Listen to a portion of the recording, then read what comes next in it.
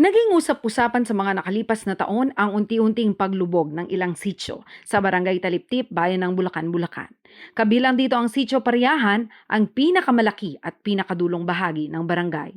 Sa pagtungo ng CLTV 36 sa nasabing lugar nitong February 2023, tanging katubigan na lamang ang aming natanaw at wala ni kahit isang istruktura ang natira. Kwento ni Jaime Abrillo, sa 20 taon niyang pagparuot parito sa mga sityo bilang bangkero, nakita niya kung paanong unti-unting tumaas ang tubig hanggang sa tuluyan na nitong lamunin ang lupa. Pagka malaki po tubig, talaga nalulubog po ito. Pagka na, ano naman, hindi naman gaano nalulubog po. Pagka yung, ano naman, normal lang po eh. Pagka malaki lang po tubig, saka may bagyo po, nalulubog na. Mga ilang taon na po nung sumula talagang parang lumulubog na, nawawala na siya. Ito lang po, mga, Ilang taon na po kaya? mga 10 siguro. Mga 10 taon na po. Nakita niyo unti-unting lumulubog yung... Kasi ano, ma'am eh, yung parang bumababaw na. Ang tabon. Bagamat ilang taon na ring lulubog, lilitaw ang Sitio Pariahan dahil sa high tide, mas naging mabilis ang pagtaas ng tubig dito nang magsimula umano ang pagtatayo ng Bulacan International Airport 2 taon na ang nakalilipas. Hindi na humupa ang tubig at tuluyan ng lumubog ang ilang bahagi ng Sitio Kapol, Bunutan, Kamansi, Kinse at Dapdap na pawang na sa baybayin. Saksi daw sa pangyayaring ito si Leopoldo Reyes, isa siya sa mga residente sa Sitio Dapdap na napilitang lumikas. Matagal na. Ano po kami sa may Dapdap? Dapdap po, sitio ng Dapdap. Matagal na po. Sa tatay ko pa. Tapos kami. Hanggang namatay yung tatay ko.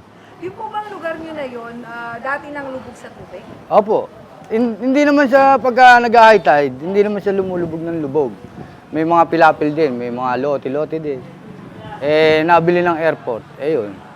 Hanggang bayaran ng iba, yung iba umalis na lang kahit na wala ng bayad. Kasabay ng paglubog ng lupa, hindi lamang daw ang kanilang tirahan ang naglaho, kundi naitaboy na rin sila sa kanilang kabuhayan. Ang hanap buhay namin doon, napakaganda. Kaso, nung nabayaran ng airport, wala. Malaking hanap buhay ang nawala sa amin doon. Ano po bang hanap buhay niyo? Nanlalambat, nangangapa, nanunukot ng alimango, hipon, kung ano-ano. Ang nawala sa amin. Kumikita kami sa loob ng isang araw, pinakamababa, 4,000, 3,000. O ngayon po, anong po kinabubuhay niyo? Ganyan na lang po. Kumikita kami, minsan 500, 300. Malaki nga nawala, ma'am. Hindi lamang sa Barangay Taliptip nararanasan ang unti-unting paglubog ng lupa. Maging sa Barangay Lawa sa bayan ng Ubando ay ramdam na raw ng ilang residente gaya ni Teresa Bernardo ang pagbaba ng kanilang lugar. Lupa yan, bukid. Ngayon, kaya lang naging ilog yan. Saka lalaki ng tubig ka, bababa ka, lalaki ng tubig, naging ilog na yan. Kasi nagtatakbuhan ng mga bata dyan, naglalaro, nagbabasketball, volleyball, kung anong gustong laro. Nakakatawid kami pagka nandito ka, pwede ka lumakad dyan kasi bukid dyan. Sa sobrang laki ng tubig, yung hindi na siya nakakalabas, wala na siyang ganyan na, naging tubig na siya, naging parang ilog na. Sa pag-aaral ng Filipino geologist na si Professor Kelvin Rodolfo, noon pang 2003 ay nasa 9 centimeters na ang land subsidence o paglubog ng lupa sa mga lugar sa paligid ng Manila Bay.